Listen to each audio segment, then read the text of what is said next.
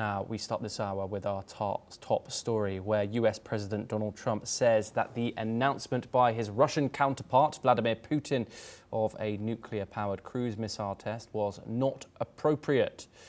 Trump said that Putin should focus on ending the war in Ukraine, arguing that a conflict which should have taken 1 week was now approaching its 4th year.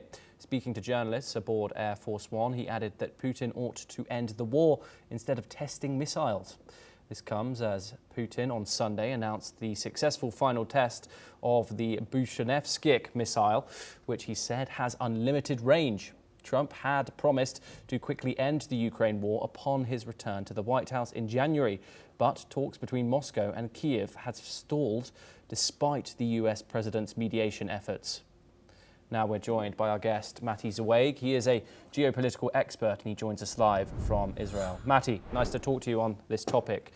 Of course, US President Donald Trump was pitted to, of course, solve this war in 24 hours. It's now been over 6 months since he has been in charge, and growing frustrations seem to be looming. Of course, those sanctions have been imposed on Moscow's 2 largest crude companies, and now Putin has unveiled a new missile. What do you think Donald Trump thinks about that?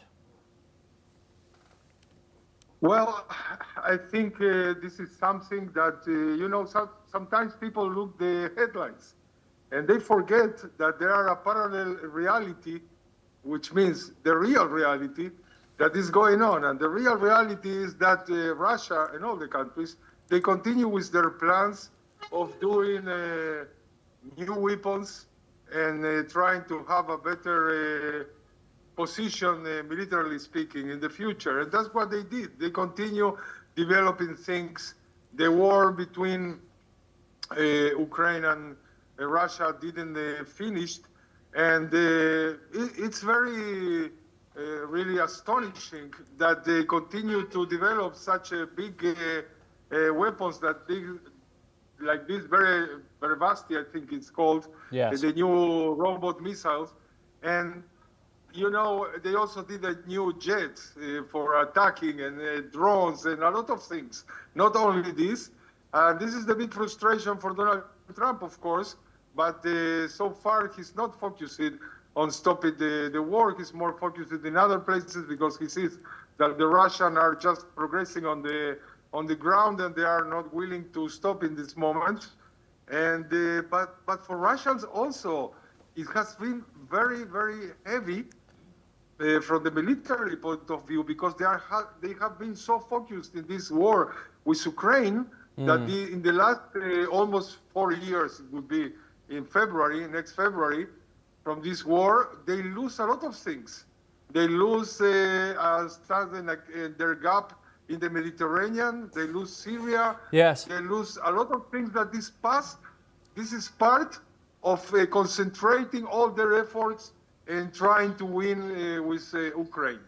Yes, and Matti, where do you think Kiev stands right now in Donald Trump's head? Of course, he's done a lot of flip-flapping in regards to his stance. However, President Vladimir Zelensky is still trying to get his hands on those Tomahawk missiles, long-range missiles, which only the United States can give him. Do you think that President Vladimir Putin is getting concerned that Zelensky might just do that? In the last 10, 11 months, almost 1 year, it has been a very strange reality in this war. The Russians are winning more territories, more crossroads, more villages. They are expanding their gap in all eastern, at least in eastern Ukraine, and trying to open their path to big places that they lose before, like in Sumy, like in Odessa, like in a lot of places. And until now, mainly the Zelensky and the Ukrainians have been doing 2 things. One is just keeping the best they can in a counter-offensive that failed. they couldn't take and retake a lot of places from the Russians. From the other side, they are really making the Russians suffer in all kind of places that they are very far from Ukraine, like in the Rostov area, in the Crimea area. And that's what they are doing in a kind of leverage.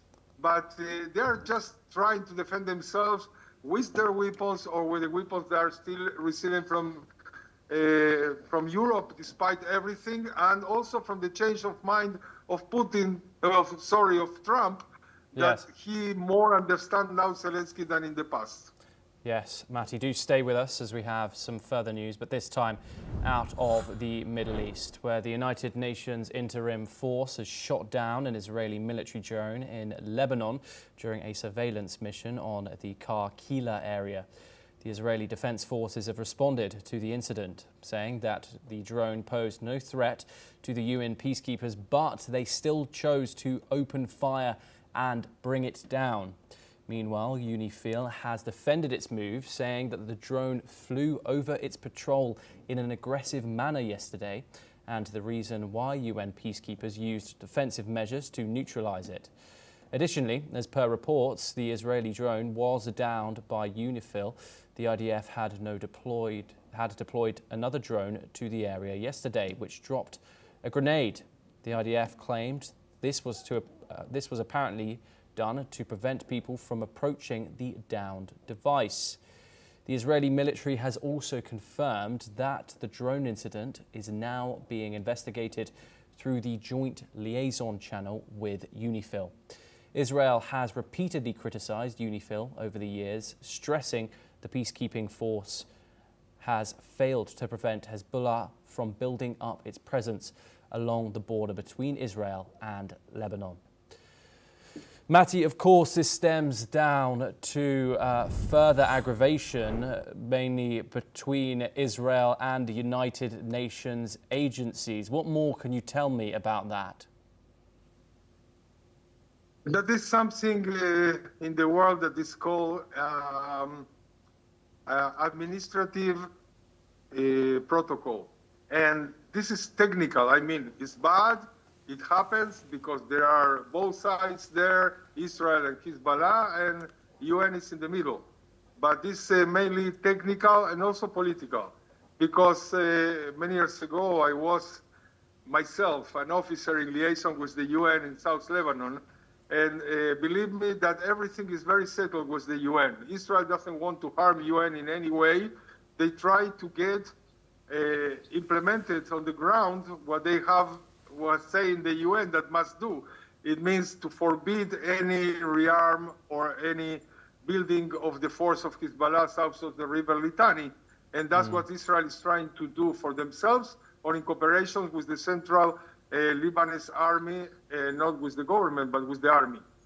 And from the other side, of course, they have implementing all the bureaucracy that we have between Israel and the UN. They must avoid any harm to them, and it's sometimes depending on the people on the field, but of course no one wants to escalate this. And the big question is, like you say, very good, at the beginning, where was UNIFIL all these years? Why it didn't prevent Hezbollah from reinforcing themselves in the south of Litani?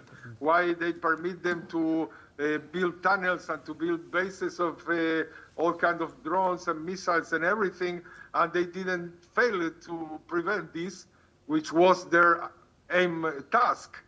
So always there is not the perfect relation between Israel and the UNIFIL, but they have a mechanism that make them avoid all the problems, and I hope they continue to work on it. Yes, Matty Zaweg, thank you very much for joining us here on NewsX World. Always a pleasure to get your insight on these topics. We now move on over